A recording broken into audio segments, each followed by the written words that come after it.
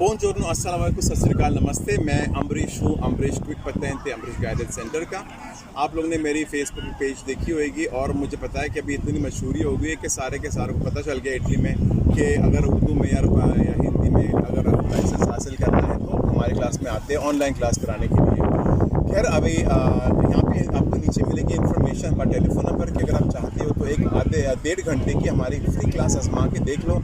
अगर आपको पसंद आ गई तो फिर आप ले लो। लेकिन मैं सच बताऊँ, मैं अभी ऐसे लोगों को एडमिशन दे रहा हूँ जो बाकायदा दिल में आग लगा रखी है उन्हें कि उनको लाजमी लाइसेंस हासिल करना है। जो लोग सिर्फ टाइम पास करने के लिए आते हैं वो तो बहुत सारे स्कूल पढ़े हैं, अब दूर से कर लो।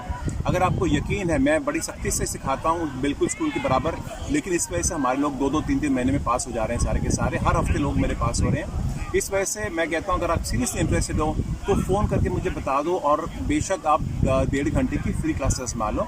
उसके बाद आप डिसाइड करना अगर आपको एडमिशन लेनी है तो ठीक है। तो बस आपका फिर फ़ोन का इंतज़ार है, आपके मैं तरीके के लिए मैं दुआ करूँगा। चलो नमस्ते, arrivederci।